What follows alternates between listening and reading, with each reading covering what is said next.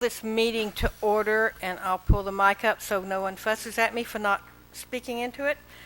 I'd like to welcome you to the regular meeting of the Desert Community College Board of Trustees, and would like to remind you to turn off your cell phones or make them vibrate. But actually, I have to say, of all the groups that I ever work with, you guys are the best about that, because we remember most of the time, and when someone's phone does go off, it's because there's an emergency and they really need to know. So I really appreciate that.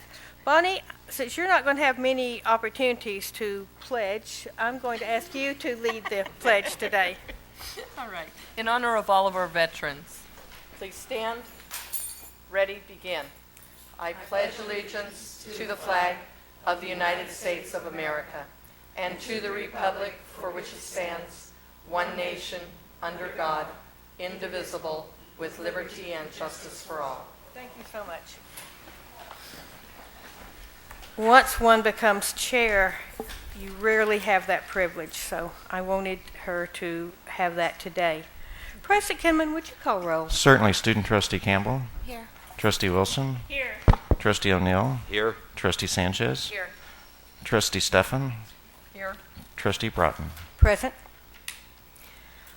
The board meeting agenda pursuant to Government Code 54954.2B2, the board may take action on items of business not appearing on the posted agenda upon determination by 2/3 of the board. Has such an item come before us? There being no such items, then we are looking at the agenda as it has been presented to us.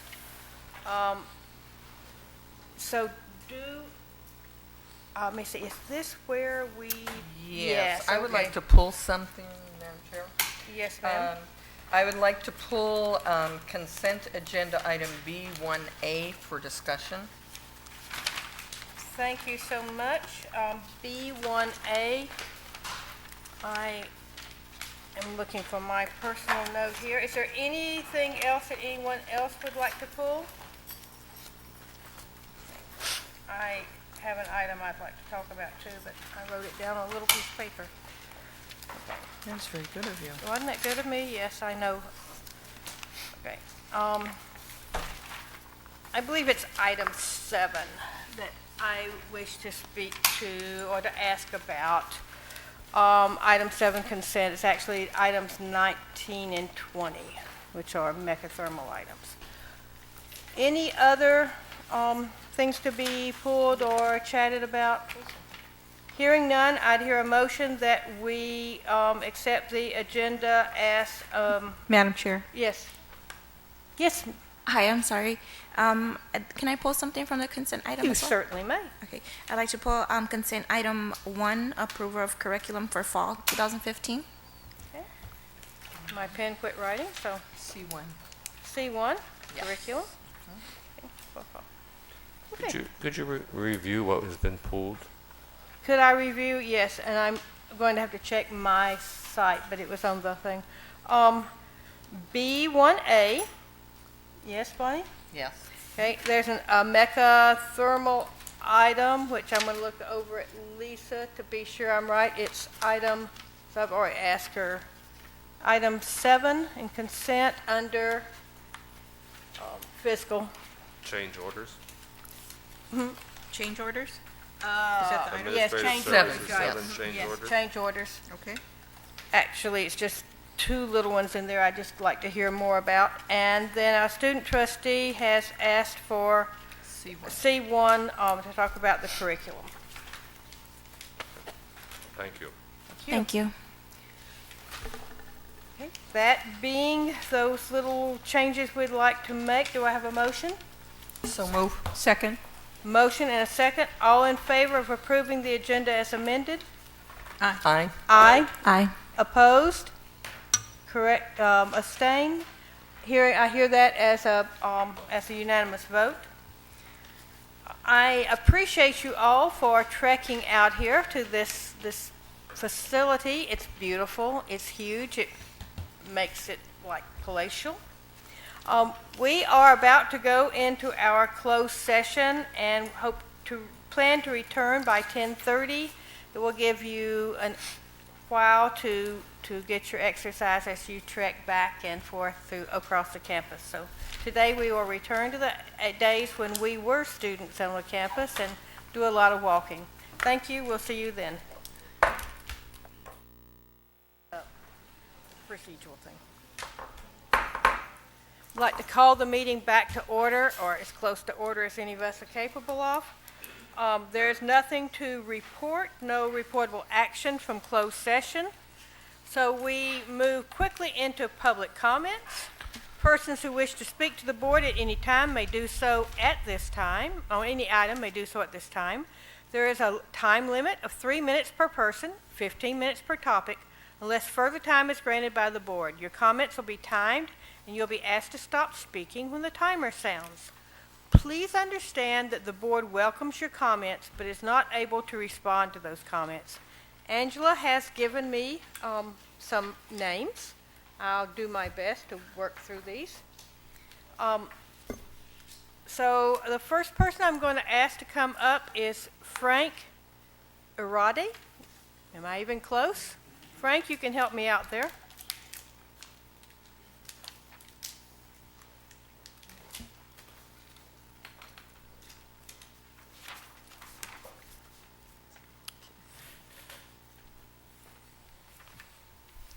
It's Iturralde. But Oh, I was far off. Okay. close enough. That's better than most people do. So- All right, I'll begin. On behalf of the College of the Desert Student Veterans Organization, I'm writing to apprise whomever it may concern of a situation that has been occurring and reoccurring involving a member of the Board of Trustees, Mary Jane Sanchez Fulton. Has been involved in several events put on by the SVO in the last couple of years, specifically our Veterans Day ceremonies and our participation in the Palm Springs Veterans Day parades. At least, that's the impression one would get if one were to come to these events. The reality of the situation is that my members, myself included, put in exceptional efforts in bringing these events together, and then quite literally moments before the event begins, Sanchez Fulton shows up to associate herself with our efforts in a very gauche manner. She puts herself physically in front of my members. She leaps at opportunities for photos, again in front of my members. All of this under the stated purpose of supporting the vets. To be blunt, veterans can smell disingenuousness 2 towns over. Sanchez Fulton comes off as that in spades. She doesn't appear to view us as anything more than a convenient photo opportunity. This is particularly awkward given that our events are primarily held to honor not only ourselves, but our fellows, both downrange and those 6 feet underground. In my affairs, I've dealt with enough self-aggrandizing politicians that this sort of shenanigans don't really bother me. Even things like the stern talking to she gave me after my Veterans Day speech for apparently forgetting to thank her by name, despite having not crossed paths with her once in the several-month long preparation period leading up to the event. Or her mentioning rather loudly how the other members of the board weren't there supporting us. I try to ignore these things. However, I came into my office today to be presented with a several-page petition signed by essentially my entire organization. I was questioned by my members as to whom exactly this person that shoved her way into the parade was. I explained her position in the school, and I and some of the older members of the organization recalled past incidents. At that point, my members asked me to write this letter. It is perhaps a bit easy to run afoul of a few of my guys. Veterans are a uniquely hot-headed bunch. However, until now, I have yet to see someone run afoul of nearly all of my guys. I understand the sentiment. It's annoying to have someone tell you how much they support you whilst simultaneously using you as a political tool. Above all, Frank Giraldi IV, President, COD Student Veterans Organization. And First, I was told to provide copies. I have them if you'd like. I wish you would. First, I'd like to thank you for your service to our country, Thank you, ma'am. and thank you for your comments. Yes, ma'am. Thank you. Matt Monica.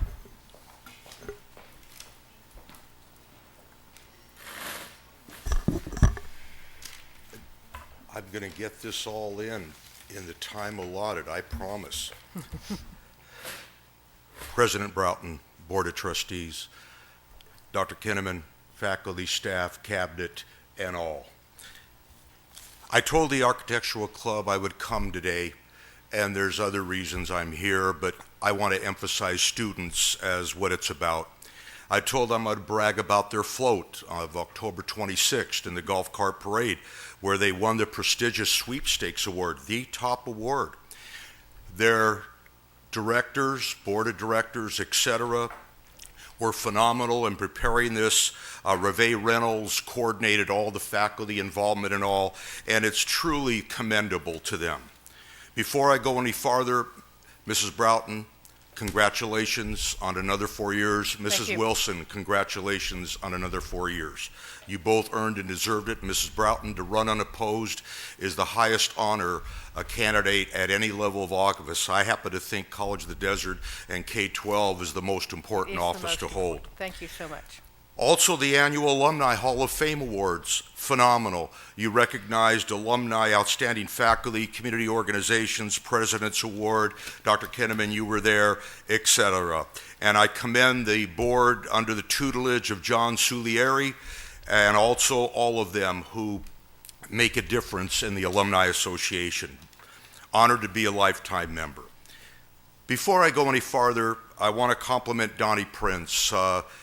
If Matt Monica made one hire in 1978 that was accurate, Donnie Prince literally is part of the best veterans program in the state of California, if not beyond.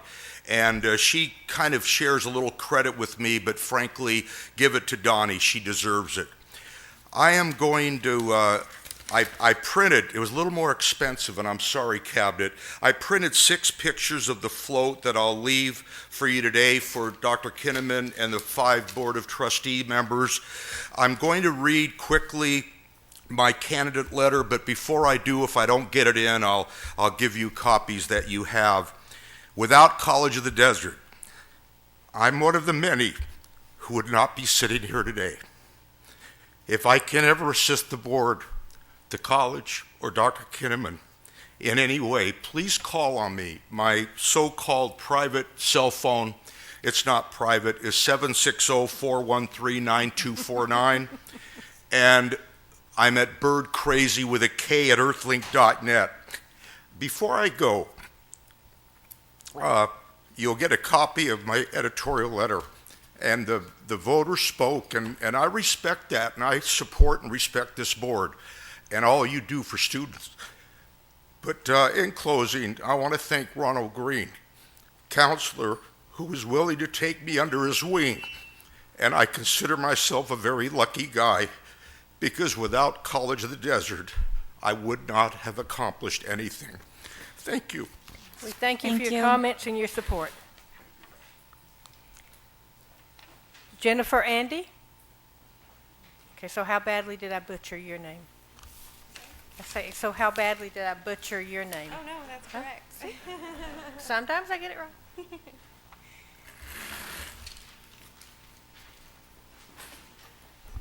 Okay. Do I wait for the timer? Oh. Okay. My name is Jennifer Andy. I am a student here at COD. I'm also the vice president of our Active Minds chapter here. Our mission is to change the conversation about mental health and to reduce the stigma associated with mental illness.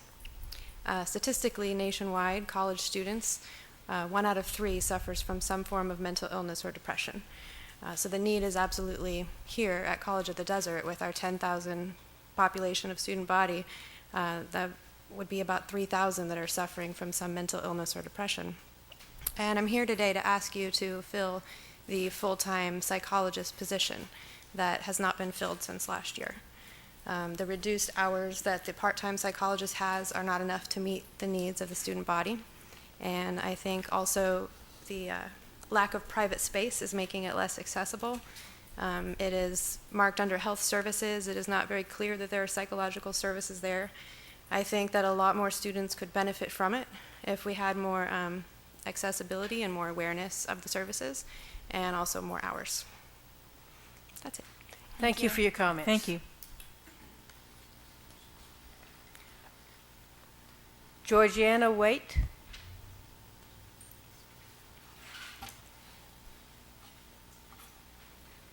Anna, you want to come up at the same time? I see this is a yielding situation. I'd like to give my time to my teacher. So the representative from the great state of, yes. Hi. Esteemed members of the board, thank you so much for this opportunity to sit before you and speak concerns about things that are important to me. I'm joined today by Gina and Donald and Christina, Anita, Rocio, and Destiny, who have joined me as future nurses-to-be from our college and future leaders in the nursing profession. I am coming to you today about concerns I've had about entire nursing department struggles that have happened this fall semester. Specifically, I'm coming about nursing 3A concerns, and these are part of a group of 36 students. And I'm bringing to you concerns, 5 concerns surrounding the issue of my perception is that lack of administrative planning and hiring have had serious negative consequences on this class specifically, and particularly 9 students within the class. I will provide you evidentiary support in paper once I've completed my presentation. Number 1 concern in terms of my students, and I'm here to represent them, is that there has been a loss of nursing faculty from June requirements which were known about. Unfortunately, there was no permanent person put in our lab, our skills lab, computer lab, or simulation lab to oversee student skills. So for the first 3 weeks of the semester, 3 classes came together into a lab with no permanent person. My students have the most skills to achieve. There was no person to help them with their skills lab. Usually I am that person, but I was suddenly thrust into overload with other major concerns of the class.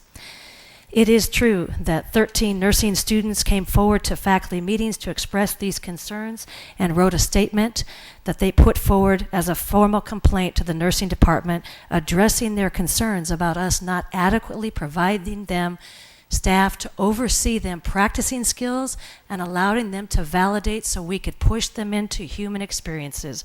That has all been pushed back this semester. It is also true that there was a tenured faculty position that got stuck somewhere with the SCEA. They received it sometime on 9/11, and as a result of spending time trying to decide how to pay $1 more to that person, we have spent $4,000 to date trying to make up for that loss of time with a skilled person. Number 2 issue, increased class number size from 30 to 36 with a push by Ms. Davies for 44 students was an issue that came alive at the beginning of the semester. I want to say that increasing class size was plain old bad business, negatively impacting my students and at least 9 students who have faced incredible challenges in both their psych and med-surg clinical rotations this semester. Increasing class size disrespect the faculty concerns about quality of education as the semester unfolded. These planning concerns were well documented in May and in August. As a result, a level 2 grievance was filed with Ms. Davies and a mediation also filed by Ms. Betty Belusky regarding class size. We also had 1 student go forward from the class and file a complaint with the Nursing 3A program regarding our inability to provide for their basic needs. The 3rd concern addresses the loss of a clinical site, which I had anticipated prior to May closing down. And though administration may not have anticipated, I did anticipate that this would happen. I spent 2 weeks of my summer negotiating, looking for another site. It is the job of management to secure a new site. That did not happen until the 3rd week into the semester. I had 9 students who were negatively impacted by a late start, who were then negatively impacted in their med-surg rotation by not having a faculty member available to supervise them at Eisenhower Medical Center. Evidence for that, I filed a complaint with both the president and Ms. Davies on 9/17. Unfortunately, no follow-through is initiated until the end of October. As of this moment, no meeting has yet occurred regarding my concerns about this issue. There have been difficulty staffing and then mentoring multiple new adjunct teaching and clinical positions. Increasing class size requires more faculty. 4 people are working underneath me, of which 3 of them were brand new to teaching, and 1 of them currently is barely able to meet her requirements. I'm very much sitting on a very big situation of concern for her and the students. There are language issues. There are safety concerns always surrounding language. We have that group out there who has been impacted. It is true that adjuncts require both formal and informal training for these positions. I've spent 20 hours of overload for 1 adjunct member alone, while another 30 hours was spent just to make up clinical time that was lost. Finally, quality of education in the nursing department remains at an all-time low. I'm sorry to say that. This is my 8th year here and my 18th year in education in a variety of states. The bottom line, the nursing department and nursing 3A needs to stabilize. How do we do that? By adhering to the recommendations that we have, that 30 students is reasonable, and we can provide resources to meet those 30 students' needs when it comes to skills lab, when it comes to human care experiences in our hospitals who are absolutely overloaded with students coming from a variety of schools. It's embarrassing to me that we are fighting amongst ourselves because we couldn't plan it well enough because we have so many students. I want to thank you so much for hearing me and for letting me show you my beautiful students. Thank you for your comments. Thank you.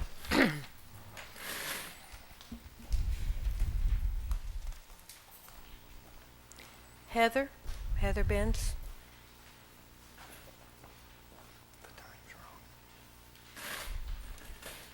Good afternoon. I'd like to thank the board for letting me speak. My name's Heather Benesh, and I teach English at College of the Desert. I have for 7 years. I happen to also be a Marine Corps veteran, so I second the support for our veterans clubs and students. They need what they can get. I'm talking today to you guys because I'm worried about the quality of education and what students are getting.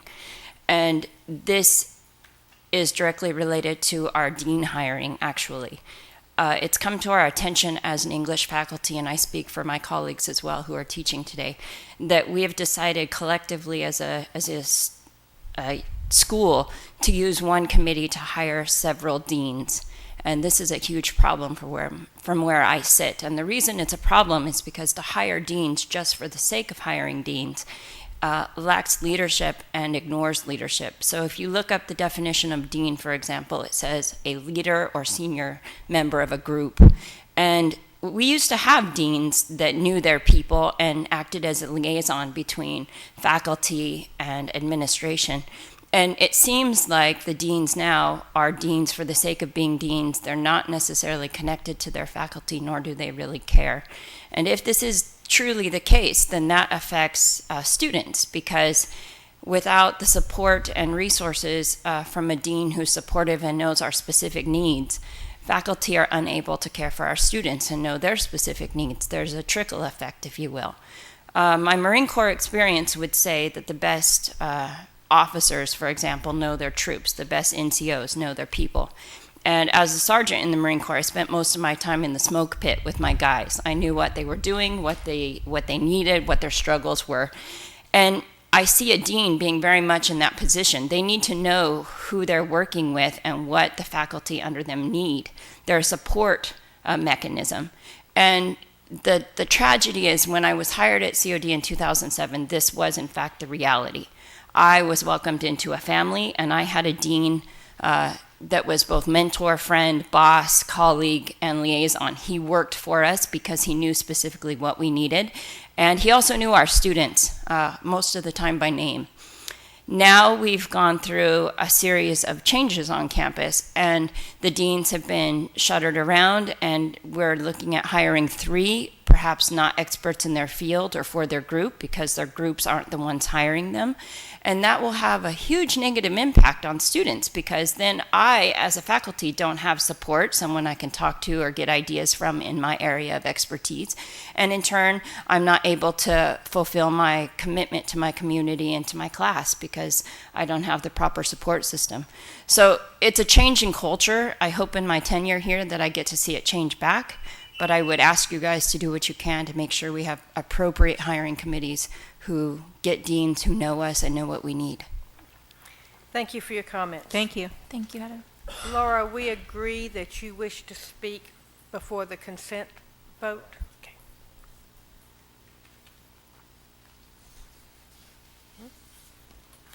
So I thank you for your comments. Joel, are we going to have an introduction today? We are. Fantastic. Great.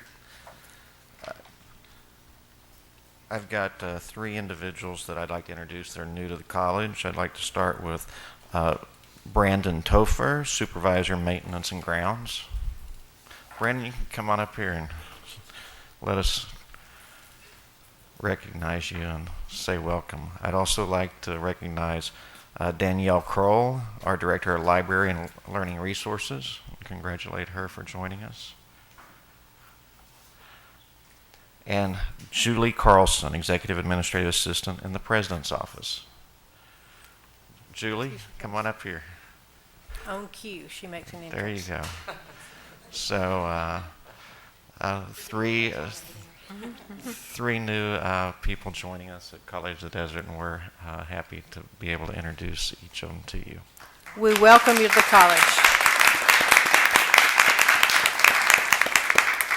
Thank you so much for coming to our college, for working with us. We look forward to having you as one of our community. Does anyone wish to speak or to tell us a little bit about yourself, or? No, thank you. Okay. That was a not so much, I believe. So, thank you so much. Thank you. Thank you. Welcome.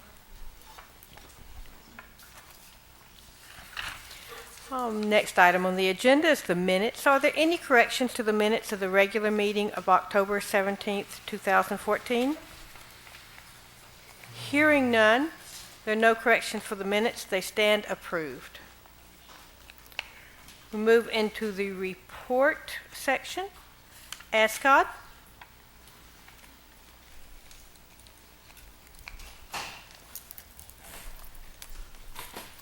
Thank you. Good morning, Madam Chair, board members, senior administration, and distinguished guests. The following is the ASCOD report for the month of November. The Student Senate attended the SSCCC conference on November 14th through the 16th. In Los Angeles, there were 18 members of the Senate that attended and 2 students. ASCOD has approved some recommendations to the smoking policy and will be sending those forward to College Planning Council for review. ASCOD has approved a food services survey that will be sending out to the students and the faculty and administration to review the food services here on campus. ASCOD will be looking into promoting more activities and outreach to the other satellite campuses. The last Interclub Council meeting will meet in December 3rd from 2 to 4 p.m. in the ASCOD conference room. Lastly, I'd like to share with you the mission statement of the ASCOD Student Senate here at College of the Desert. As peer advocates for the students of College of the Desert, we strive to promote higher education, a sense of community, diversity, student involvement, and act as the liaisons to the faculty, administration, and state to ensure that the needs of the students, both social and educational, are enhanced and met. Our purpose is to serve our fellow students as well as making their College of the Desert experience a memorable one. All of those who are elected into or appointed into office must do their best to uphold the values of the mission statement. While we are in office, but on Monday, November 17th, a certain item came into our attention.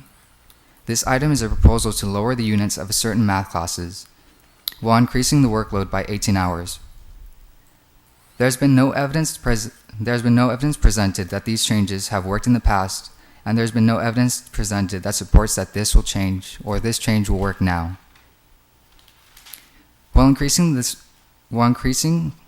workload by 18 hours a semester might seem insignificant to some, the change of student population is very significant, and it's concerning to us.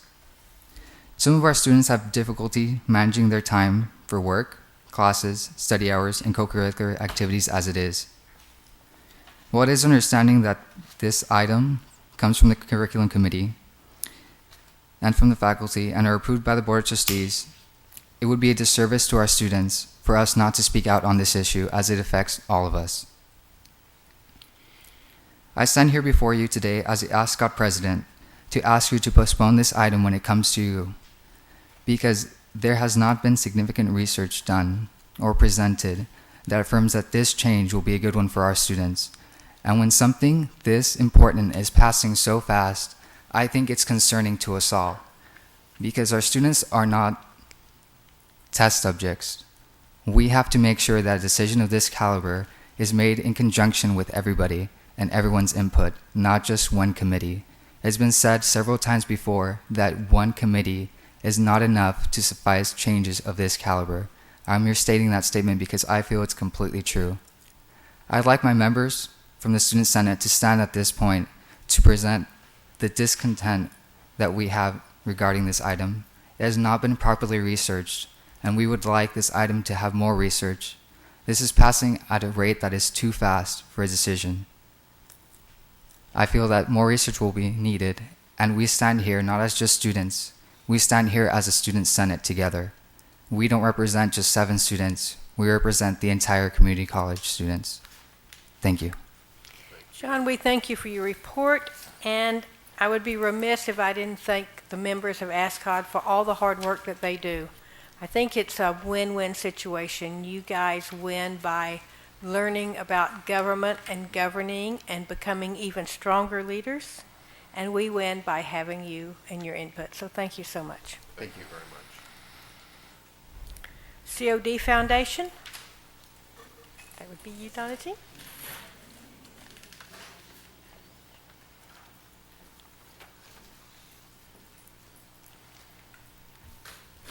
Thank you. It's a pleasure to be here. We're definitely in high season, as we all know, and as a COD ambassador and president of the foundation, I've spent many hours this past month throughout the community to tell our story about changing lives, not only on campus, but in the community. And just very quickly, I wanted to tell you about an experience I had last Friday. I was asked by the Palm Springs Press Club to make a little presentation, which I did, and started out by telling them everywhere you look. Of course, you've seen our brochures and you've seen our branding. Everywhere you look in the community, somebody from the college is affecting your life. And they responded very positively, and I felt that we told the story well. And I think each of us in this room can also tell stories that will impact on our community and the people in the community. The end result of that experience was I was presented with a $1,000 check to go to a journalism teacher at the campus. And this is just how it begins happening. The more we tell our story, the more response we'll get, the more knowledge we will present to the community and let people know that we are a very active organization, not only the foundation, but on campus. Thank you very much. Thank you so much, and for all the work the foundation does for us. COD Alumni Association, do we have anyone? I believe I read that. Okay, so if someone steps in later, then we'll bring them back. Academic Senate.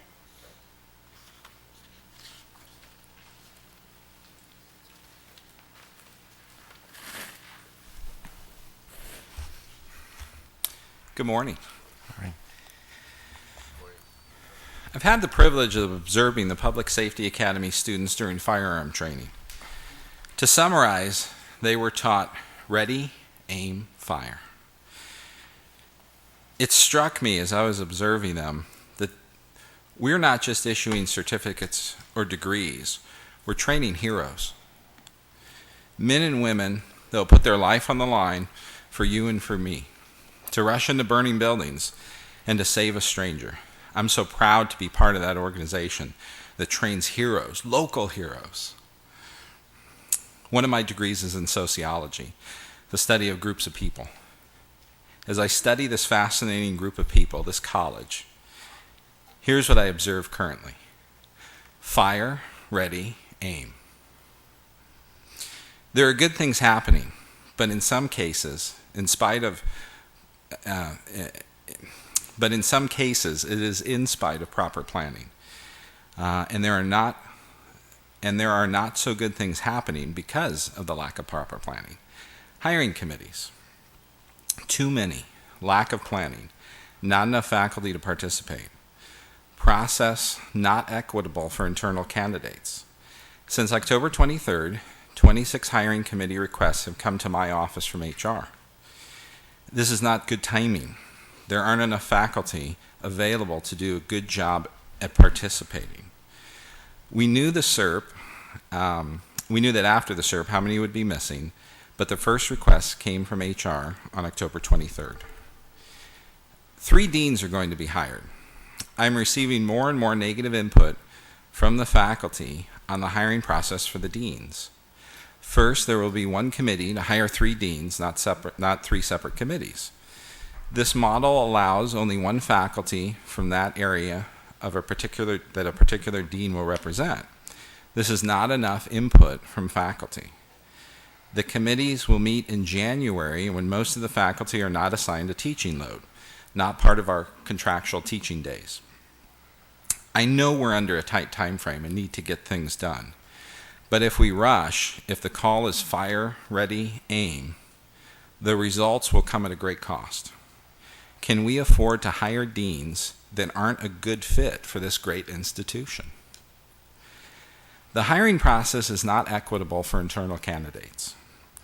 The full-time faculty, the full-time union president, the adjunct union president, and I met with the director of HR to discuss this in great detail.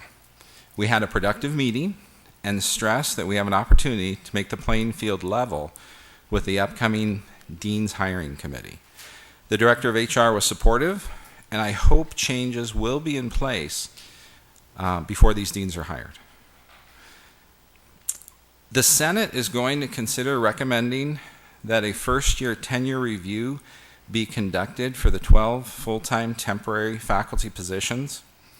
If one isn't done, and any are hired as full-time tenure track at the end of their first year, they will be in year 2 of the tenure process without a first-year review. This is a lot more work. Do we skip it because it's too much work? How is this planned out? Was the impact to the college considered?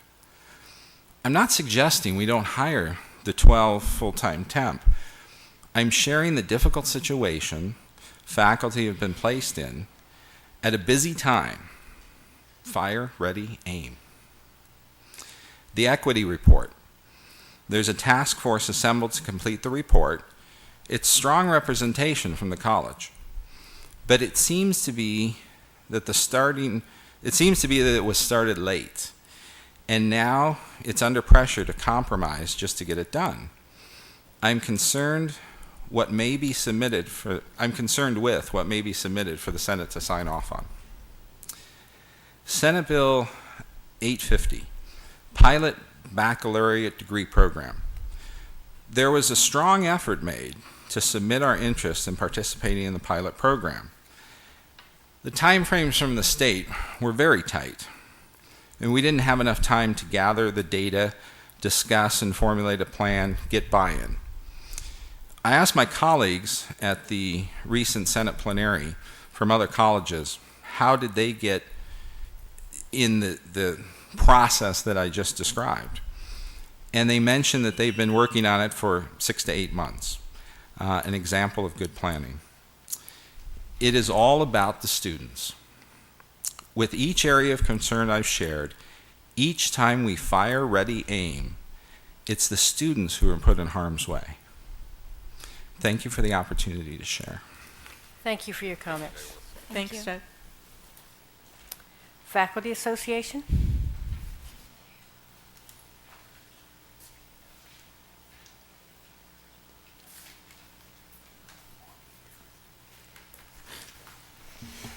Hello.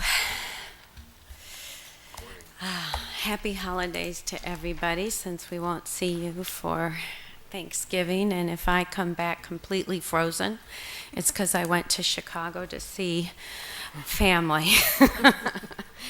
All right, since our October meeting, we've welcomed Trustee Sanchez to the Day of the Dead celebrations that were where she spoke briefly at the gallery.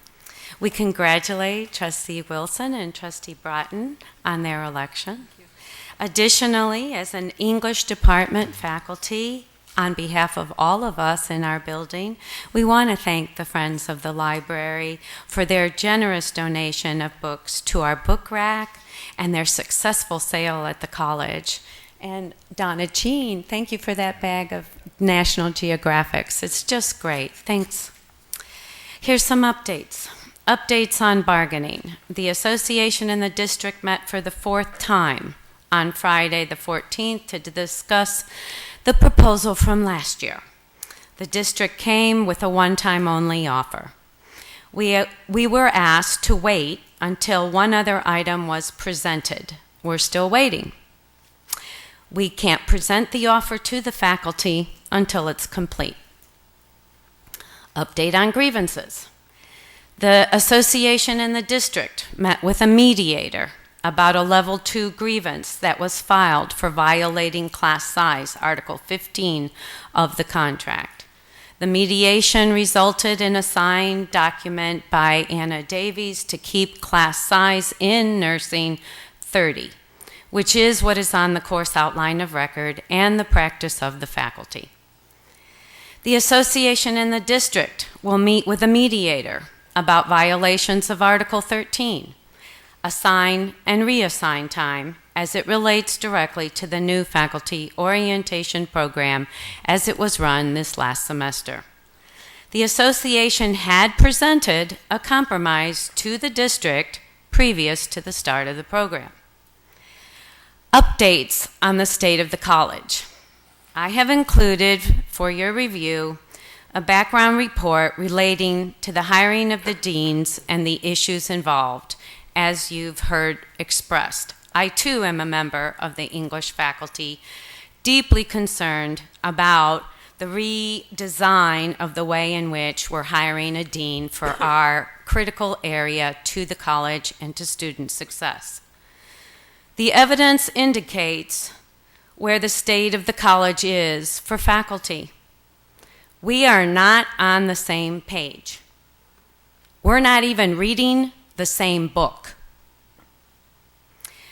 We're here for the long-term career. At some point, we may even be administrators or board of trustees members. We live here. We show up for the students and their success every single day. We are here for the next administration and the one after that. I've experienced 3. Here are some choices we face. Dialogue or dictate? Debate or defend? Compromise or conflict? Inspiration or frustration? It's on us to make the changes. We have a lot of work to do. Thank you, Denise. Don't freeze in Chicago. College of the Desert Adjunct Association. I saw Kathy come in. Thanks.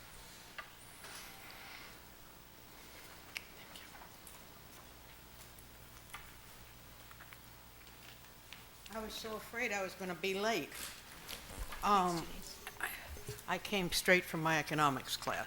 And I knew that was so, and when that's a problem, you did the right thing. You just let Angela know, and we'll just wiggle the thing around, because I appreciate teaching that class is way more important than anything else that happens. So Well, it's the most important thing in my day. exactly. So Okay. that's what I'm saying, is we certainly understand.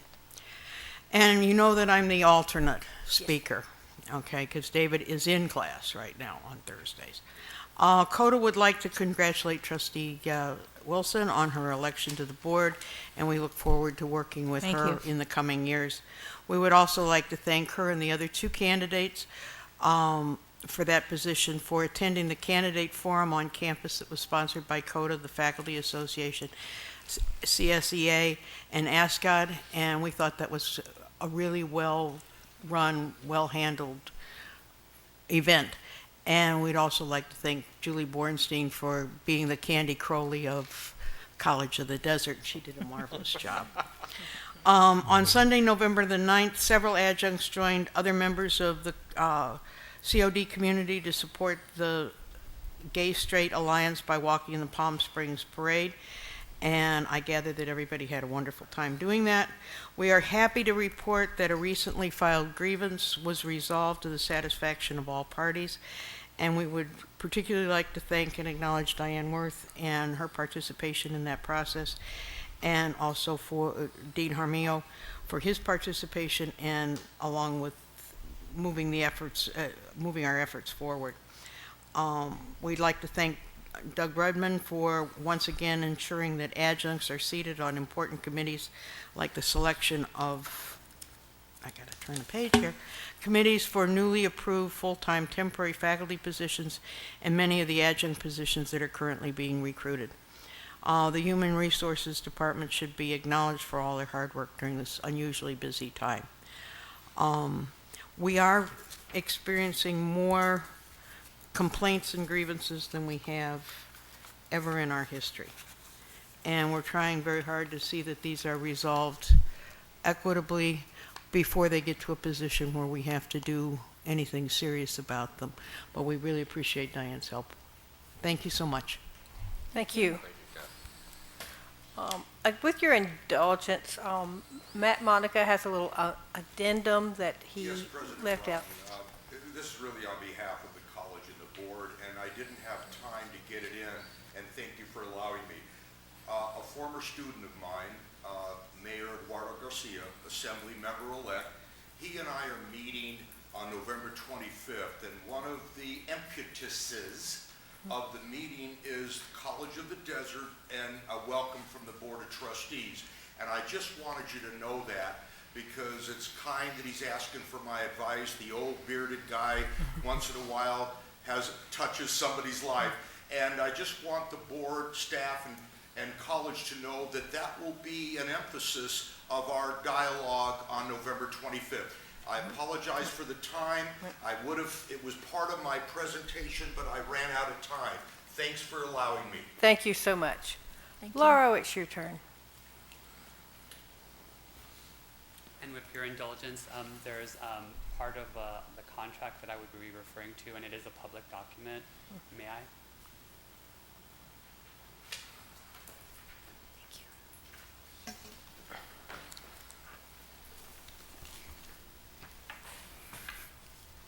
A little taller. Good morning to our trustees, administration, faculty, staff, students, and esteemed guests. Please mark your calendars. The classified staff hopes that each member of our Board of Trustees will join CSEA chapter members in our holiday celebration at the Craven Student Center multipurpose room on Friday, December 12th.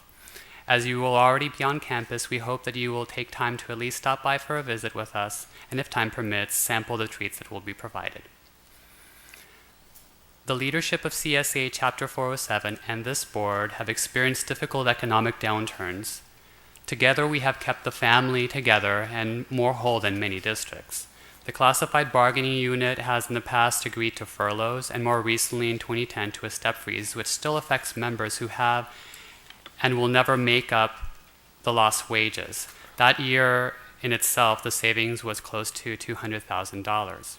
And the savings continue. We also agreed to a $15,000 cap to district costs to health and welfare, which means that all successive premium increases above that amount would be paid by the employee. We agreed to this significant concession 1 year before any other bargaining unit. This measure not only saved the jobs of coworkers, but also made possible for our district to maintain a full workforce to support administration, faculty, and most importantly, to support our students. With classified staff one step behind year after year, and with the health and welfare premium increases no longer part of the district budget, this allowed and continued the ever-increasing savings to be used to keep more desperately needed sections for students open with the savings. With a reduction in apportionment, this savings was, from our perspective, available to fund these sections for these extra students that the Chancellor's office would not fund. These sacrifices were made when we had a healthy reserve because we knew, as a classified staff, and agreed with the board, that such a reserve provided the cash flow that allowed the district to avoid borrowing funds, as many other districts were forced to do, and to, instead of paying money in interest, again, use that money to fund for classes. During these times, also, we participated in think tanks and we pondered such draconian measures as 30% cuts to operational budgets. However, never during any of these times have we faced such challenges as we are currently facing in these negotiations. And if I were to borrow from Academic Senate President, his line of fire, ready, aim, we truly feel as a classified staff as that we are being aimed. We are in a very difficult situation, and the bargaining unit as a whole is very frustrated. We have met to negotiate health and welfare and compensation with the district 4 times this fiscal year and have made little progress save for an MOU agreeing to a new classified job description. Other than this one success, we appear to continue at a near standstill. This despite the fact that we have an outstanding unfair labor practice with PERB on bad faith bargaining. While having outside legal counsel has its benefit, it continues to provide only minimal time windows for negotiations, and it's an additional expense that could be used to fund classes. Health and welfare continues to be a pressing matter. Our contract language states, as highlighted in the third page of the excerpt from our contract, that the district and CSEA had agreed that beginning negotiations as soon as health and welfare premium estimates are available for the next fiscal year. We did not do that. Upon agreement of health and welfare premiums and plan design, reads our contract, the parties agreed to pursue ratification of health and welfare benefit tentative agreements separately from the remainder of pending reopeners and successors. This is in sharp contrast to the language of the district's proposal that, in effect, asks for the proposal to be a package that if we do not accept any part of it, it is rejected. This is very frustrating to our group. The second meeting offered a one-time payment for the amount that CSEA members already believe that we are owed per the contract language in our CBA, but only if CSEA agrees to drastic concessions in health and welfare language. The district continues in this position. The CSEA Executive Board and the negotiation team report to our Board of Trustees that it is the consensus of our membership that we do not agree to the deletion of this language at this time, and that we bargain in good faith to clarify the past practices with this district. The district team asserts that they are following the parameters of the board. We look forward to a resolution of these and other issues in a collegial and professional manner as the district team receives guidance and authority to resolve pending issues so that we can move forward to address the challenges that we are all facing. Thank you. Thank you. Thank you. Governing Board, Bonnie, you want to begin? Well, I guess I can do that. I think I'll start with this last weekend, which was kind of a busy weekend for me. I have been involved, as everyone knows, with my local union, or trying to get more involved, and we have an Adopt a Highway program, and I've been out there 2 Saturdays now with my walker and my bag and all my gear, picking up litter along the highway. So if you ever see me out there on a Saturday morning, you know what I'm doing. I don't walk very fast, but I do make some progress, and I do fill up my bags. The other thing I did this last Saturday was I attended the annual fall book sale for Friends of the College of the Desert Library. I attended that on Saturday, and I should have gone on Sunday, but they made more money on me on Saturday. On my way to that, I stopped by the street fair, and I want to thank the Alumni Association for doing such a bang-up job on that. Some other things that I participated in was the open house at my school, and also the open house at my local union office. Both in my schools that I attend or go to work, actually.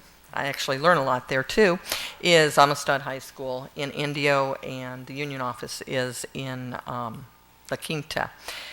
The Hall of Fame, what a great event where we honor those individuals. And what was particularly impressive to me this time was we went back in history, and they had the names of all of those people that over the years have supported us and that we've honored because of their support. The students there were outstanding. They're scholarship recipients, and I was so grateful to be able to spend time with them. I had previously, the week before, also attended our homecoming, and thank heavens we weren't playing Southwestern, because I always seem to get the teams mixed up, even though their colors aren't exactly the same. As everybody knows, I went to Southwestern in Chula Vista, but I have become a road runner, and I don't even know what the mascot is for Chula Vista, because I don't think I even went to any of their games. But we won, and I wanted to get out here on that. I think it was Monday or Tuesday. The bookstore had a big discount for every touchdown we made. They were supposed to take a percentage off, and I never made it out here. I wanted to get my sweatshirt, so I guess I'll end up paying full price for that. I want to thank our veterans students. My father, being a World War II and Korean veteran, I respect the veterans tremendously. My daughter and my son-in-law are active duty military. In my opinion, board members should be behind the scenes. I will say that publicly. And we're there to support and back our students, veterans, and all other students. And I hope that you'll accept my apology, because I do mean it from the very, very bottom of my heart, for anything that a board member may have done to offend you. Thank you. Michael? Good morning. I would like to congratulate Trustee Wilson on her election to the board, and to Trustee Broughton for her unanimous election to the board. And I want to thank Matt, Monica, and Michael McCabe for their interest and devotion to COD. It's evident from all your years here, Matt, and Michael still teaches here, that people are committed to this college. Those of us that have been around for many years, like Matt and I, we have been committed to the college, and it's nice to see everybody still has that faith and desire to serve. So thank you, and thank you all. We had what we call 2+2 meetings with Desert Hot Springs City Council members, mayor, city manager, someone else, and Dr. Kinnaman and myself, and Trustee Sanchez Fulton, and Vice President Howell, and we are moving forward on our expansion into DHS, so that is all looking very positive, and we have a lot of plans and the works there, and so we can increase our West Valley presence. I too would like to thank the veterans for their service, and I would also thank you for your presentation today. It is good for us to hear what you told us, and thank you very much. Starting today, there is a major statewide conference. The California Community College League Conference is being held at the Westin Mission Hills. And in looking through the program, we are one of the many, about 3 or 4 colleges that are considered the host colleges. And I want to thank, I was going to name everybody, but I was sure I was going to forget people, so I decided I will make a blanket thank you for everyone in the college who has been involved in the development and will be presenting and actively participating in the conference. Having staged many conferences in my career, I know how time-consuming that is on top of your regular duties, so I thank you for that very much. I did attend the Health and Welfare Committee, and while I'm there not as a trustee, I'm there as the retiree rep. I want to again, and I've said it in the past, and I will continue to say, I want to thank everyone who participates in that committee. Everyone is there working very diligently to benefit all of our employees, the entire college, to make sure that we get the best programs that meet the needs of all of our employees at the least possible cost. And it's a lot of work and effort, and I appreciate everyone who takes part in that. I would like to congratulate all of our sports teams that have been winning a lot of things, and especially the women's golf team for their championship. When Trustee John Marmon was here, we always defaulted to him to do this, but I'll pick up today and I can offer my congratulations. Mentioned at the last board meeting the series that was run in the Desert Sun regarding the college. I hope everybody had a chance to see that and read those articles. It was very interesting. I do hope there was a way we have captured that information so that we have it for our archives, because much of what we saw there, some of us had never seen before, and it was very important for us to have that history as we keep expanding and moving forward. I was not able to attend the foundation meeting in October, but I do have information for the board, and I want to talk a little bit about that. The first piece of information coming across is the amended bylaws. The trustees had asked questions about those. They were not included in our packet.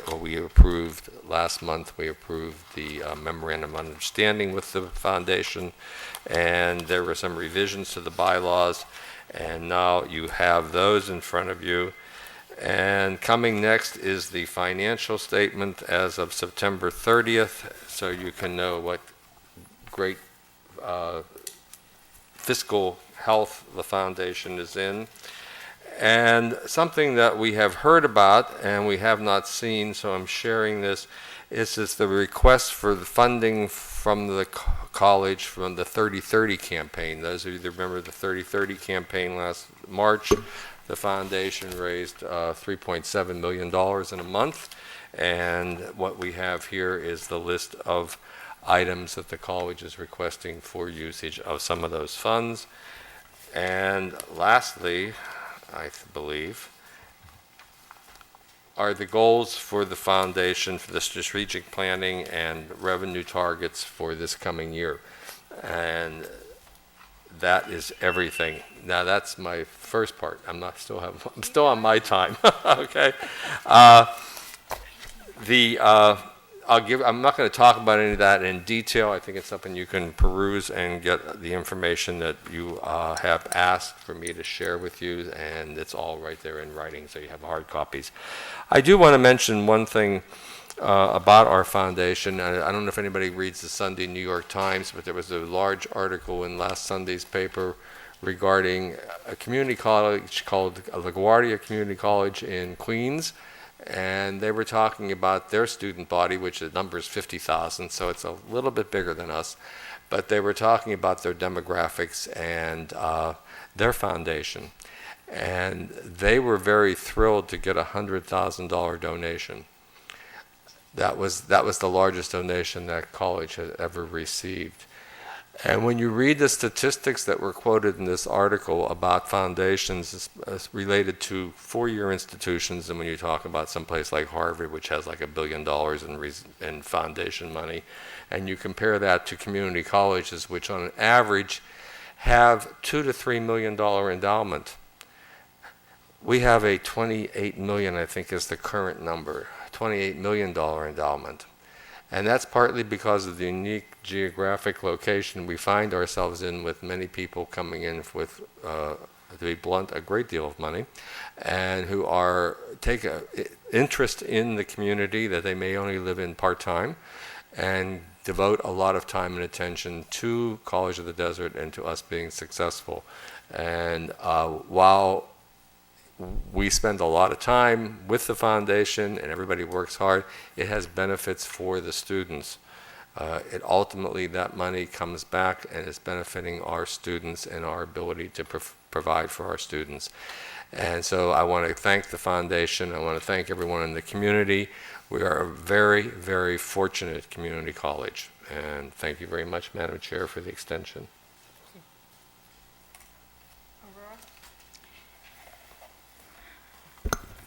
Happy Thanksgiving, everyone. Thank you. Excuse me. I was just going to Happy say, Thanksgiving. I'm so glad the election is over. and I'm sure Matt is too. I want to thank the community so much for their support of my election to the board. I'm really excited. I'm also scared. This is a very difficult job, and it really takes a lot of work to be an effective trustee. And I really am going to work even harder. In order to do that, I need to devote more time to the college. I have submitted my resignation to CVAG, my full-time employer. I'll be leaving CVAG at the end of December. I will be retiring in order to devote more time to the college. So I'm very excited about that new challenge. And I'm selling my home. And so there's a lot of different things going on for me right now. But believe me, I am in my district. I'm moving to a place in my district. I would like to take the opportunity to thank my campaign team. Corky Larson was my honorary campaign chair. Jean Benson was also on my campaign team and has been my mentor for many years. Joe Pradetto was my campaign manager, and also had a team of devoted volunteers who walked with me on weekends and during the weekdays. And I tell you, when you have a district as big as I do, walking the areas was just an amazing feat to knock on doors. For the most part, there was amazing support for College of the Desert, but there's also a lot of concerns that have been expressed by many of our residents. So I'm going to work very hard to tell people all about COD, but also to tackle some of those areas that are of concern and continue to make College of the Desert the best community college in the state. I'm also going to get rid of the tan lines I have on my legs from walking, having worn the same pair of pedal pushers and gym shoes. So I'm looking forward to losing my tan lines. So again, just thank you all for the great support out there that I have received. It was just amazing to have all of the people come out and vote. So I'm very grateful. Yeah, both my late husband and I were community college graduates, and when he was elected to county supervisor, he had to leave College of the Desert, and it was very, very difficult for him. Many of you may remember him, but he actually moved to the Coachella Valley to teach here. And so he did that for almost 30 years, and when he won the election as county supervisor, he almost thought it was a mistake because he would have to leave COD in order to be an effective county supervisor. He did end up doing that, and as a community college graduate, he turned out pretty well. So just know that the Wilson name is back, and we'll do my best. Thank you, Aurora. Eleanor? Hi, everyone. Happy to be back. I was able to attend a Seesaw conference, the last board meeting. And so during that conference, we were taught about customer service and how we address and, reach out to our constituents. And social media was a big topic. How we behave ourselves and conduct ourselves and things of that nature. And just professionalism. So that training was it was a great opportunity, and I'm happy to have experienced that with other ASCOD members. I want to say congratulations to Becky and Aurora, and I know you guys will both do a great job, and you have been already. So congratulations. In my wet lab, we went to the Living Desert, and we had a great time. We got to see and learn about our native plants, and we got to see how the Indians lived, and we took pictures of their huts and the different, I want to say devices, but what they used to cook. So I was happy that our science teacher was able to take us out there. I was also able to work at one of the voting polls. It was in North Palm Springs at the James O. Jesse Center. That was quite an experience. I got to work from 6 o'clock in the morning to 9:30 at night. Can I keep going? Okay, and that was a first time for me, and I was given a little pin with our, and I forgot it today, but I'm gonna share it and bring it with you guys. Carlos kidnapped it for a little while, and then he gave it back. But that was a great opportunity, and I got to rave to everyone that I was working with about COD and how it's affected me and my family, literally. Let's see what else. I have lots of things. I also attended another conference called the General Assembly, and we've learned so much there. One of the workshops that I was at is called Advisors Roundtable, and Carlos was the lead presenter there along with other student leaders, and it was, how do I say, it taught us how to see from both perspectives, the student's perspective and our advisor perspective, and how we can work well together to make changes that impact our students. Another workshop that I attended was Students Next Chapter, and that just taught us about the levels of policy and shared governance and how students play a role in that. Let's see. I think that's it. I know I'm forgetting something. Oh, last thing, I was able to meet with one of our soccer coaches and a few soccer students. We walked out onto the field, and they were just pointing out a few areas of improvement. And so hopefully later on we'll be able to see those changes, and we'll be able to have more conversations about improving our soccer field. Thank you. Thank you, Eleanor. And I don't believe that we can say enough that we appreciate the work of the students. Being a student trustee takes a lot of time. We don't ever feel that when there's a conference or something that you have to struggle between the two. This is an opportunity for you to learn, to grow as a leader, and so we even appreciate it more when you bring back a report that helps us as well. So thank you for all that you do. Thank you.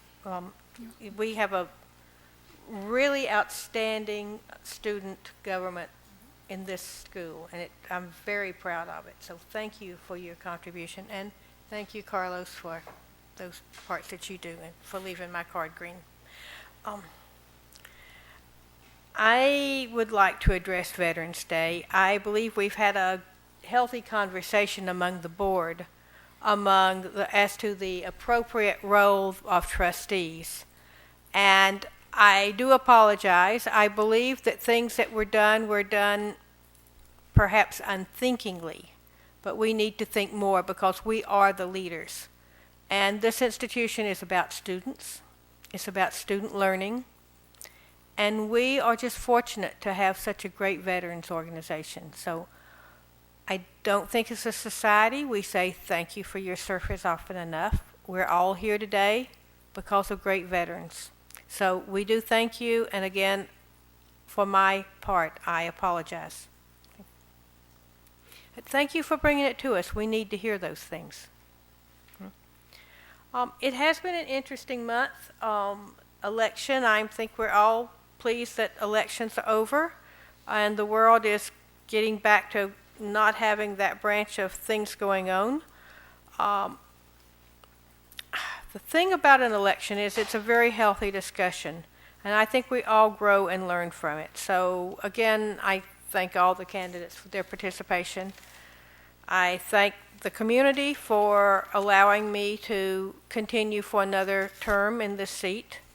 And again, I'll work hard to represent both my community and the students of the entire Coachella Valley. We do now represent, we're voted from just a district. I think those things were put into play in our legal system for good reason. I think that was thoughtful.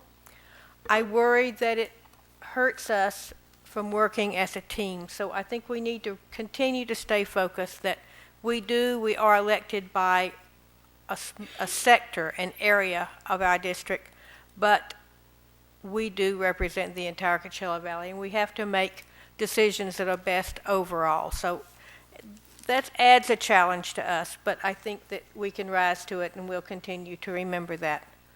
Other events, these events that have been mentioned, I won't go over again. Also, I went to Give Big Riverside, which was a first-time media fundraiser for nonprofits. Our foundation was part of that. I think that the organizers were very happy with the almost $500,000 that they raised in that one day. I think that it can be a bigger event. It's a new thing. Many of us had never done that before, so it's an event that I look forward to seeing grow. And rather than talking about me, the last few things I'd like to say is the outstanding students that I've run into from this school out in our community.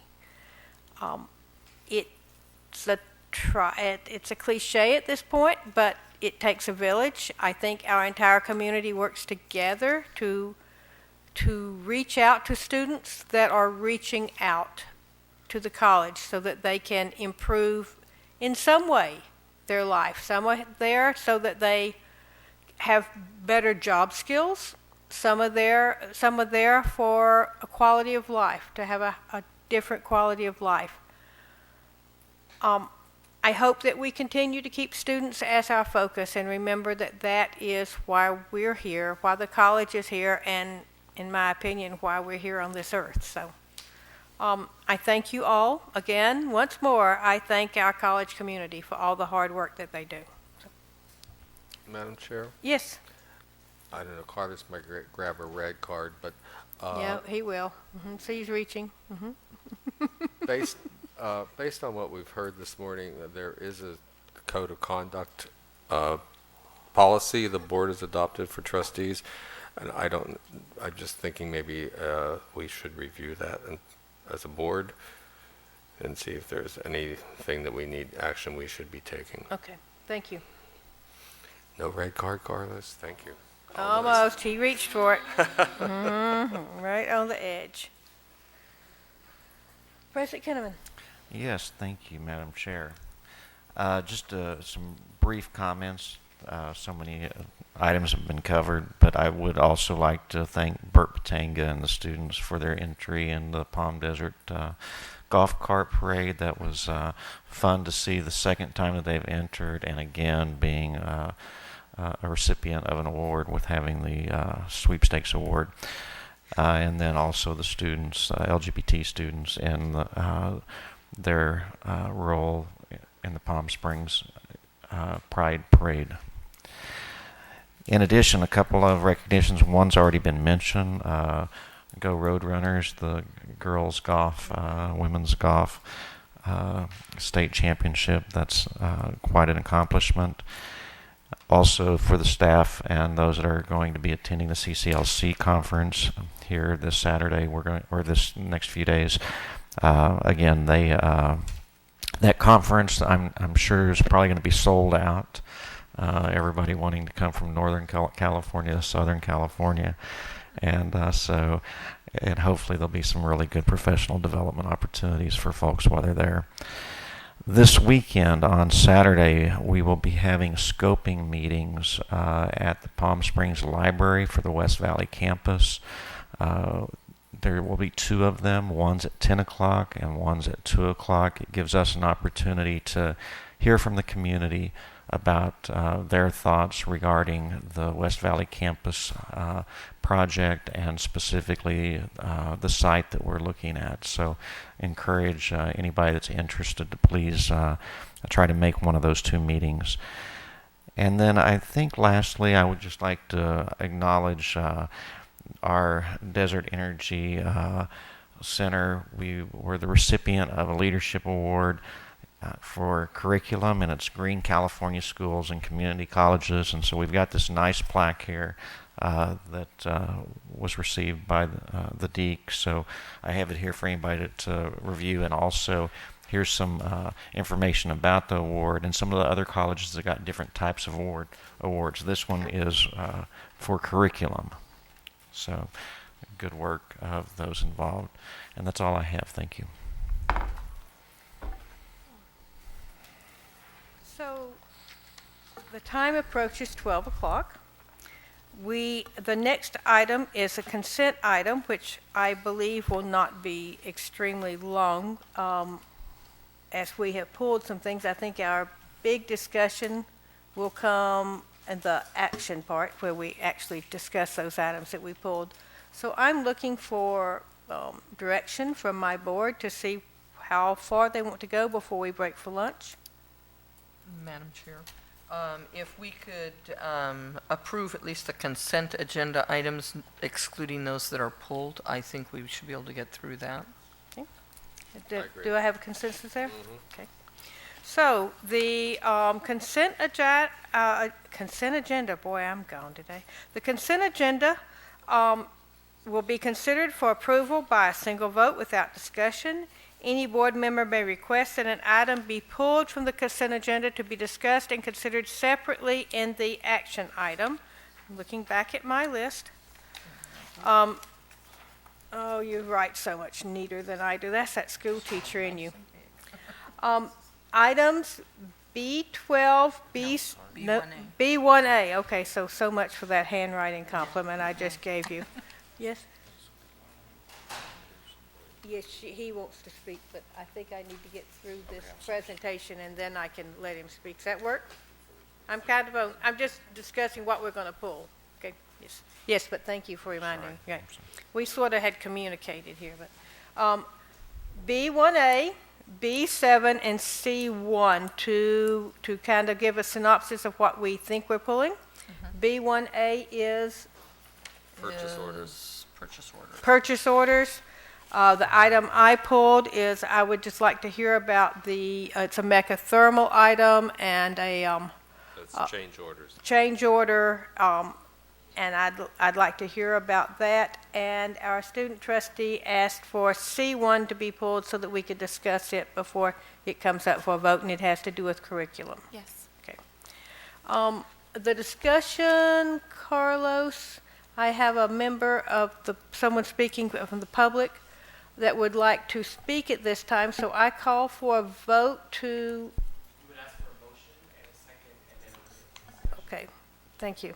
So I ask for a motion. So move. And a second? Second. See, I follow instructions well. And part of this discussion will be comments from the public member that asked to discuss. Laura? Thank you. I'm sorry, I've never done this, so it's a learning experience. We are a learning institution after all. Yes, we are. My comment is related to the item on the MOU that the district has reached with CSCA, and I wanted to talk about it, of course urge you to approve it, but because there was reference to an earlier public comment related to the nursing area, and so this is actually one area where we were able to move forward. The public comment referred to a faculty position, but in actuality, it was one of the classified staff that took the early retirement incentive. That position came to a halt, and we have been in the process of reclassifying that position at the request of the district to make sure that it deals with all the new technologies and that it reaches across all the various different things that need to happen. And also we looked at the education required and so that it would be appropriate. And so, yes, it took a bit of time, but we wanted to make sure that it was a position, and the statement that was said that we were looking for the extra dollar, we were looking to make sure that it was appropriately compensated so that ultimately the students would benefit, and this would be by the means of that, because this new position has an LVN or RN as a license requirement, those positions are very well paid. Out in the public, so we want to make sure that there was adequate compensation, and I'm pleased, and you can see in your agenda that we have reached an agreement, and so with your approval and pending our ratification tomorrow, that position would go forward. It would be hired and a permanent person who hopefully we can retain because of the adequate compensation for the benefit of the students, so that indeed it's something that is of value to them. And I was in consultation with faculty who also are in the classroom related to that, and they were supportive of our direction. And we did, as the classified union, move forward as quickly as possible at every opportunity to make sure that would happen, because we knew that it was very important. And indeed, it was part of the consideration that we had given because of the earlier retirement incentive, and with an MOU that this board approved, that we would immediately meet and discuss these opportunities. And so that's what we did. And so, again, happy to report that with the district's team on this particular issue, we've moved forward, and we're waiting for your approval. And ultimately, I don't get to approve. I'm the chapter president, but it's the chapter and our membership that approves these things, and I hope that will be the case. So thank you for your time and consideration. Thank you. And thank you for the opportunity to learn a new parliamentary procedure. Okay. Uh-oh, I got...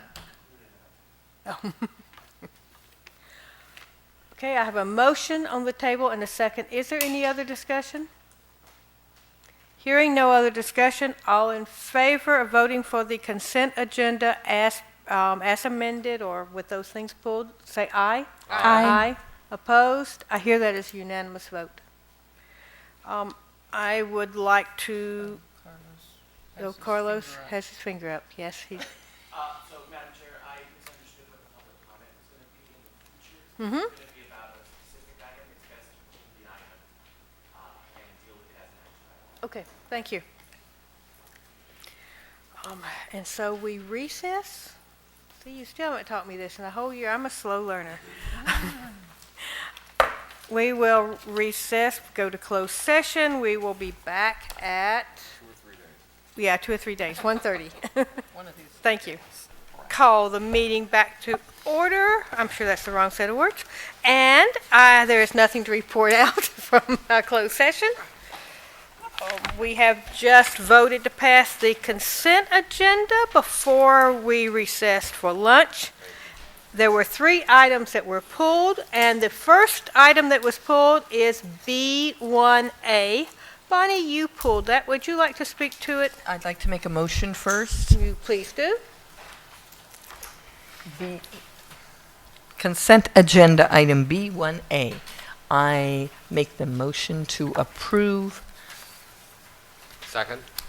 You got it. Okay, we have a motion and a second, and I will go back to you to see what your comments were or what it was that you were looking for there. I'd like to look to Lisa, Ms. Howe, to see what she would like to say about this, because I noticed there's quite a bit of Dell, and I thought maybe you could give us some input as to what some of this is. They were a little bit larger than some things we had before. I appreciate the opportunity. I am pleased to report that our purchase order listings are larger than normal, and they are larger than normal by $317,000. See, we do read these agendas. Absolutely, due to the 30/30 campaign. So that money that was raised last year by our foundation and our community has gone to good work. Our staff has been involved. Ordering, Anna's office has been intricately involved in assisting that process, and the orders have been placed and are on their way. So at this point, I believe we have reached over $750,000 worth of purchase orders issued for supplies and products that should be arriving soon. I had already mentioned to Chris Madigan earlier a lot of the stuff for the fire program. It's nice to see that program being expanded and getting materials that they need. So.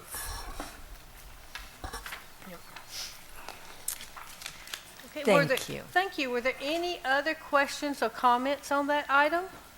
Yes, ma'am.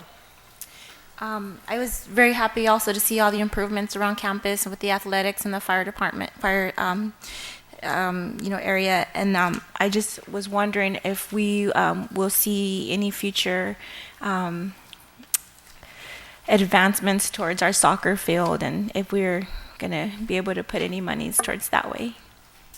Well, this afternoon, or this morning, I guess, you were introduced to our new maintenance and ground supervisor, and Brandon Topher has joined us, and he is actively doing an assessment of all of our areas, and I have forwarded my notes on the soccer field about the questions and concerns about the safety and the grass. Thank you.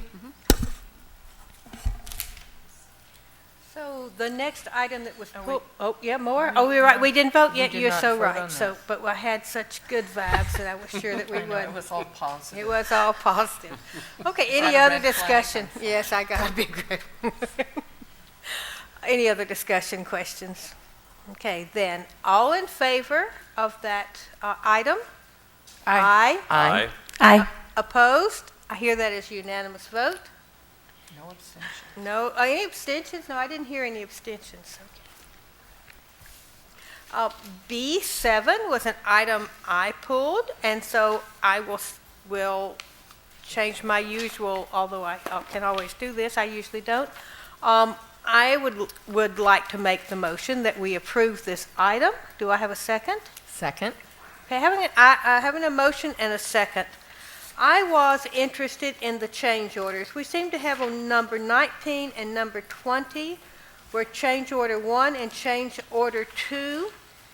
One is an credit amount for $6,707. And I was just wondering what those were. If you could give us any more information on them. I can.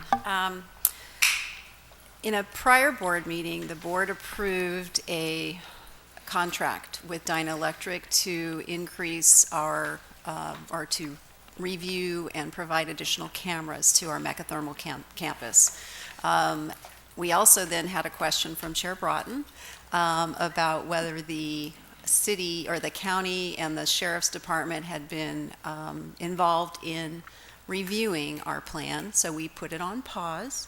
They came out and spent a morning with us in review, and upon that review, we had a few changes. It actually saved us some money, which is always a good thing. And we also now have are going to invite them out after the installation of the cameras, and then anything that we believe we've missed, we're going to move forward with during our expansion of mechathermal when that construction begins. And I thank you for that, because in that area, it is the Riverside County Sheriff that is the law enforcement, the public safety. And I know they appreciate being brought in because it helps them to do their job. So I feel that our students will be safer and that our law enforcement will be able to better support us and support our students. So thank you. I appreciate that.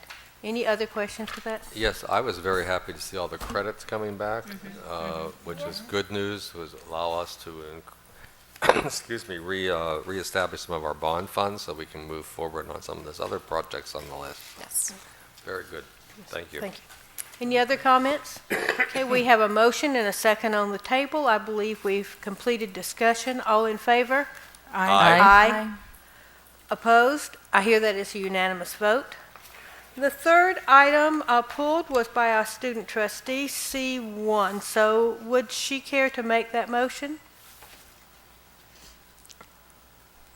For discussion. For discussion. It's for discussion purposes. I move. Okay, thank you. Do I have a second? Second? Great. Eleanor, would you like to tell us what your question is? Yes. My question is, it's number 42, NR 059. It's careers in natural resources. Its changes from 90 hours. So it used to be 36 lecture hours and 54 lab hours, and it's now 54 hours for lecture and 0 lab. So my questions are whether this is still going to satisfy the lab requirements, and if also if the unit number is going to be reduced as well, and how is this going to affect our our options, our availability to fill the labs that we all need to move on and graduate. And also, it was concerning to me because it does fall in the math and sciences, and I'm wondering if this has anything to do with the math prerequisites with bringing down the units and then adding more of a workload. So those were my questions.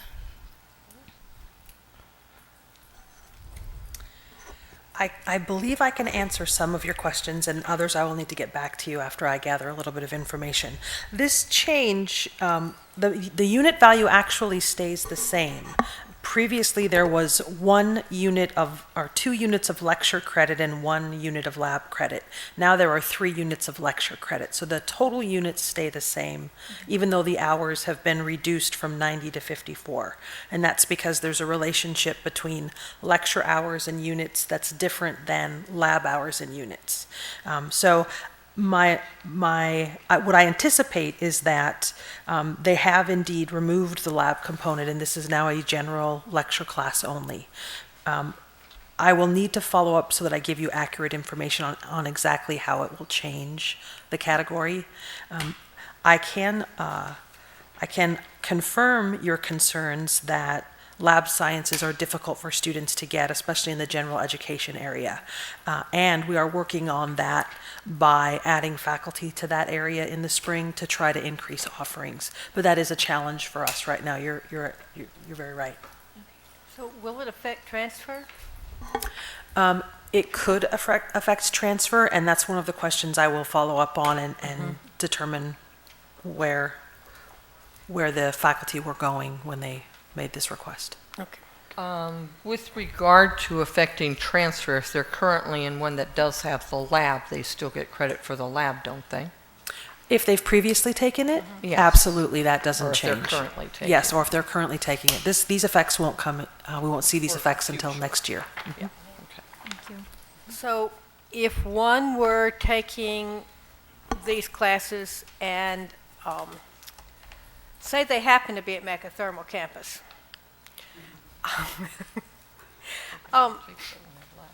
and this were to be the course that we're offered, then what possibly is coming up is now we're offering a class to someone that perhaps won't transfer.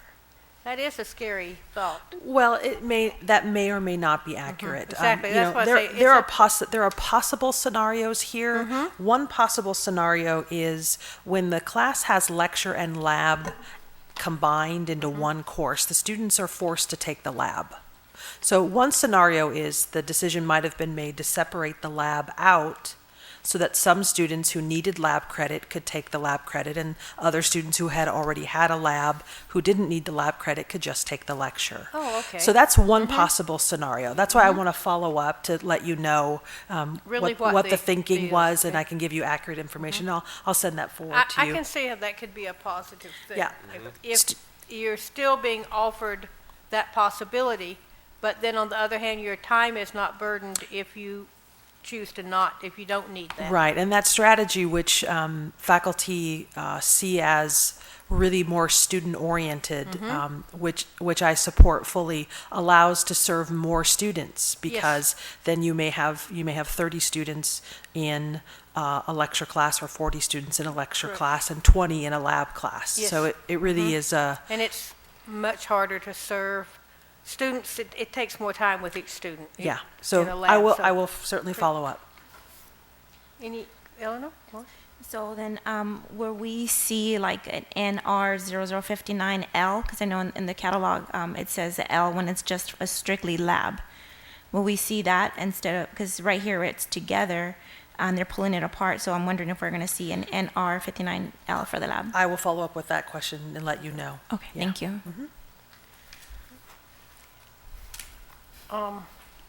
Okay, so we have any other discussion? We have a motion on the table and a second, and we've had discussion.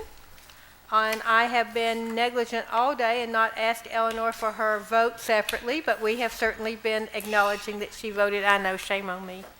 So Eleanor, what is your vote? Aye. And all in favor? Aye. Opposed? I hear that as unanimous vote. With my apologies, Eleanor. See, I just consider you so much one of us that I don't always follow the rules very well. Thank you. I know that's shocking. Madam Chair, may I ask, so when will we get the feedback on student trustees? I'll send an email right away, and as soon as I hear back, I'll Okay. forward the information to Dr. Kinnaman for Gotcha. distribution. Distribution. Okay, all right, Thank you. Thank you.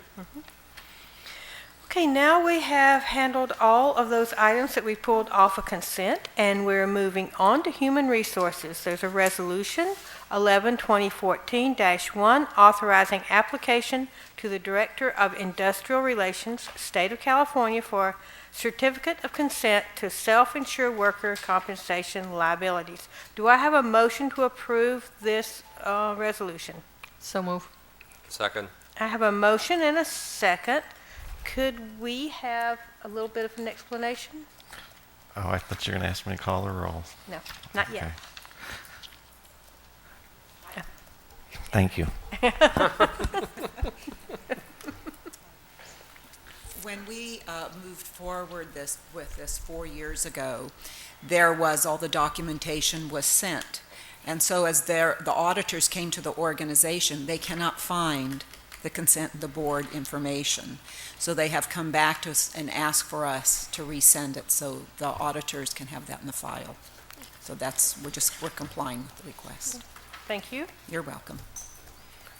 Is this for our regular yearly audit, or is this for an audit of this Let me, program?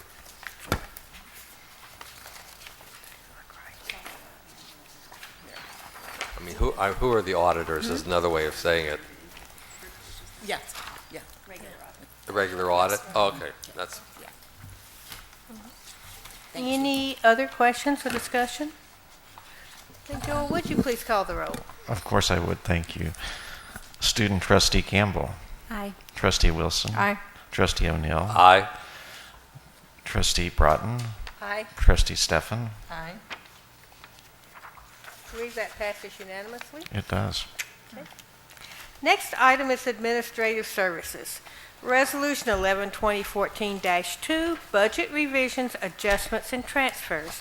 Do I have a motion to approve the budget revisions, adjustments, and transfers as presented? So move. Second. I have a motion and a second. Is there any discussion? There is. Okay. I'm projecting there She's would be. excited about Yes, I this. can see this. Because you should be concerned about this, is my comment. What we are requesting this afternoon, it seems like this evening, doesn't it? What we're requesting this afternoon through this resolution is a way for the college to have a fluid budget. Many times we'll have a budget, we adopt the budget in July, and then the changes that don't occur on a regular basis because either the administrative services, you have to take them and process them all at once, then we bring them to you in a long list of items, and then they actually have to sit in a queue, and they're recorded and approved at the county office. I brought this resolution forward through Palm Springs, and actually it's now accepted in Riverside County. It was something that we did in Orange County on the regular, on the natural. So it allows a college, a district, to process their budget revisions, and a budget revision would be an increase to revenue as well as an increase to an expense. So we'd be able to process them on a regular basis. An example would be we receive information for a $1 million grant. And the information for the grant is received by the college the day after the board agenda closed. It would take 45 days, sometimes 60 days, for us to get that to this board, have the board approval, to send it to Riverside County Office of Education for their approval. Then we have to notify our staff that they have this money. So this resolution will allow us to do that immediately, and we will be reporting to the Board of Trustees on a monthly basis each and every time that there is a budget revision. Budget revisions are going to be increases in income and corresponding increases in expenditures. So there should be no change. If there is a change, we will certainly bring that to your attention. The only change that would come forward that may have a different change in fund balance would be if we're revising a revenue proposal, or there's an expenditure where we're going to restate, and that would occur during our financial quarterly reports. But those would be, again, brought to your As usual. attention. We'll do them as action items every month so that you're comfortable, but this resolution just allows us to do it in a fluid manner.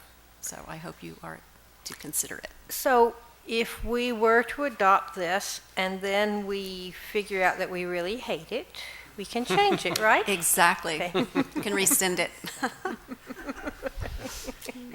And Riverside County Office of Education buys into this. I mean, They did. It took me about 6 months to give them the laws and regulations around it. And again, I'm sure you've heard me complain many times about Galaxy and how. Me too. Okay. Right with there you. with you.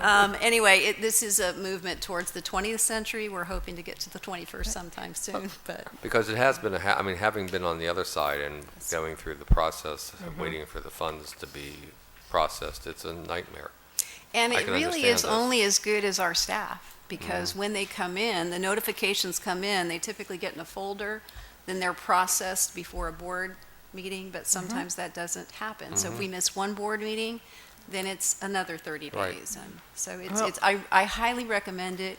I would expect that there be angst on your part, but just know that we will be reporting and in detail about any changes in the revenue and expenditures and why. The part I like is, although we're here, day in, day out, we're here all year for a number of years. When you're a student, you see your life as one term, another term, another term. If we get money toward a grant, if we, the college, get money toward a grant, and it takes us that long to process it, to actually get it in the tube, to actually start helping the students do whatever that grant was written for and was rewarded for, then students don't get another chance at that term. It's done. It's these things we want to do for students, and we're looking 10 years down the road. Well, that's really cool, but those students will be out and they'll have children, and, by that time. So that's the part I like about this. Does it make me a little uncomfortable? Yeah, that's why I asked if we could take it back. Any other questions or comments? Mr. President, I believe you can call the roll. Thank you. Trustee Broughton. Aye. Trustee Stefan. Aye. Trustee O'Neill. Aye. Trustee Wilson. Aye. Sorry. Student Trustee Campbell. Aye. Motion carries unanimously. Thank you so much. The next item on our agenda is the study session. It's enrollment growth, and I believe that Anna's going to present this to us. Yeah, this will be brief, but I thought it was important to come back and share with you the work that's been done by the faculty and deans in collaboration with our student services programs to pursue some growth this year and add some classes in some specific bottlenecked areas. So I do have a handout for you. So I didn't put that on a slide, but what you have there is the updated FTES targets for the district for this year. And as soon as they get around, you may want to get your reading glasses like me. What the most important number that I'll point out is the number in the top rows that are colored in blue that tell you that our total FTES base for this year has gone up to 7,602. That's about 300 more than it was last spring when we had our first projections. And so that is positive news in that it allows us to offer more classes in areas that our students need. So we are pursuing additional growth this year, and we're doing it for several reasons. Dr. Kinnaman and I shared those with you a few months ago, but just to summarize, we are attempting to address some very specific bottlenecks in the areas of math, English, speech, political science, history, and general education science. We are also interested in achieving center status in Indio, and so we're focusing some of our growth in that area. And we are attempting to position ourselves for what we believe will be unfunded growth from other districts that can come our way this fiscal year. So you've heard the good news. The bells are ringing. Winter intercession has come back. For the first time since 2009, we are able to offer a accelerated term. We have scheduled 62 sections for our winter intercession. We have 26 courses at Palm Desert during the day and 6 in the evening. We have 16 in Indio. We do not have an evening program planned for Indio due to staffing patterns. We have 13 online classes and 1 hybrid. So we are working hard, and I commend the department chairs and deans for creating a schedule that really did try to be flexible and address students who have different work patterns and who have different needs. So I think they've done a fine job of putting together a winter. We used some criteria when we planned some of these schedules, and so the dean's primary criteria were the bottlenecked areas that I've just mentioned first, as many as we could get. Then we looked at classes that were CSU, UC transferable, and filled a major prep requirement for students in majors. And then we looked at classes that were CSU, UC transferable, but perhaps did not include major prep. So we really did try to focus on the most critical classes for students. Yeah, Michael? I know we identified the students, how many students were in need of these bottleneck classes. Did we notify them, or have we notified them, or will we be notifying this target group that these courses are being? We notified students the day after we decided to schedule the winter intercession, saying it's coming, be aware it's coming. We scheduled the registration dates to overlap with the registration dates for spring. We didn't want to confuse students and say, well, we have this one set of registration dates and then we have another set. So we aligned them at the same time. We are seeing the success of notifying students who are close to transfer of what they need. Last year we did that with our Title V program with CSU, and we saw our transfer numbers jump up significantly. So the research office is now working to develop some partnerships with our enrollment services programs to do that on a regular basis, to see where students benchmark and to let them know this is how far away you are, and these are the areas that you are eligible to earn a degree or certificate. Yes, right. I see that. I definitely see that in our future. Having educational plans for students can help us schedule, and if we're scheduling in relationship to that and notifying students, I believe we will be very successful. Thank you. Okay. Yes. I have a question as towards the student count in each class. Do you know if they're going to cut off at like 30, 35, or 40, or how many students are we allowing to enter each class? Each course has its own course capacity.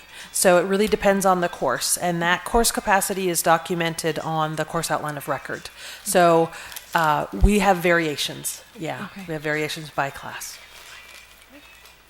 So in addition to the 62 sections for winter, which we are hoping will generate between 250 and 300 FTES, we've made additional offerings in our spring session. We've done that primarily because we are adding full-time temporary faculty. So the intent of adding those faculty was to grow the spring and the fall, and we are looking forward to adding at least 40 sections. I say at least because in each discipline, the number of courses a faculty teaches varies depending on how many units it is. But what we know is that we will have more than 2,000 additional seats available in the spring and more than 2,000 additional seats in the fall of 15. And those are targeted to math, English, speech, general education, science, and history and political science. So those are definitely focused in specific areas. So we have some next steps. We are going to plan a robust and comprehensive summer schedule. We are going to add those sections of our full-time temporary faculty in our fall 15 schedule to carry that forward. And just yesterday, a task force which has been put together to form an enrollment management committee charter met, and we're beginning to discuss the role of that committee and how that committee can help us do some short and long-term planning in terms of our FTES, not only by location, but also our day and evening program ratios, and begin to plan for facility development in both the East and the West Valley. And so that group is moving forward. We have another meeting planned for December.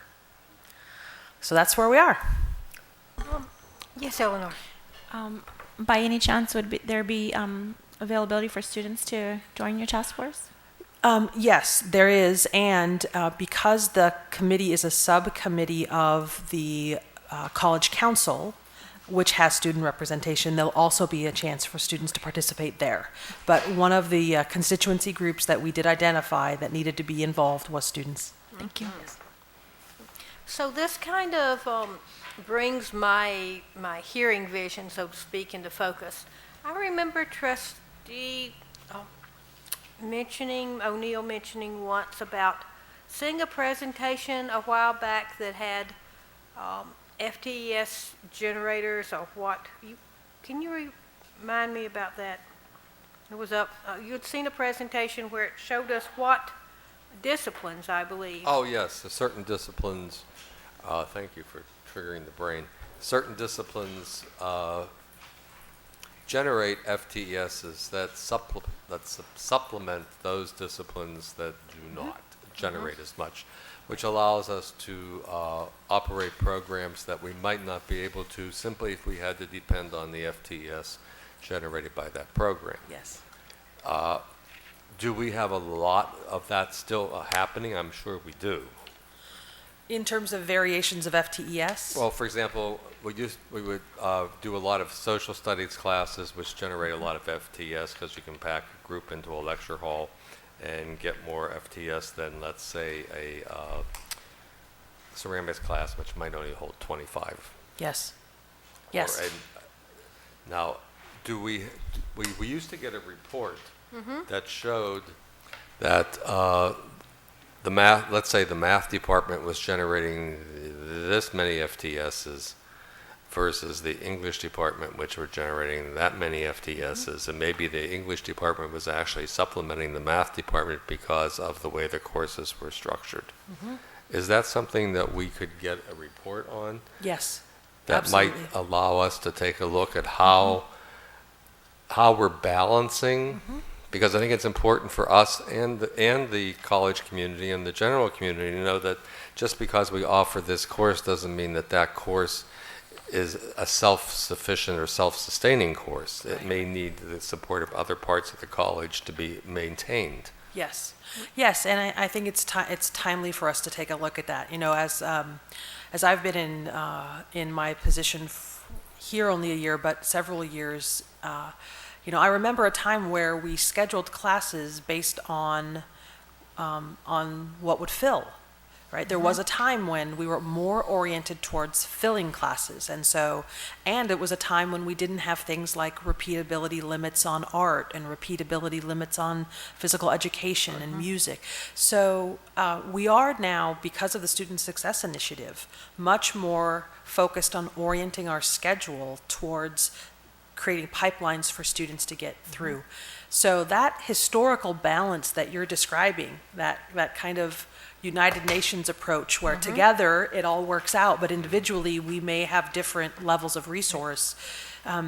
We need to put that historical practice into today's reality and begin to look at what to expect in the future.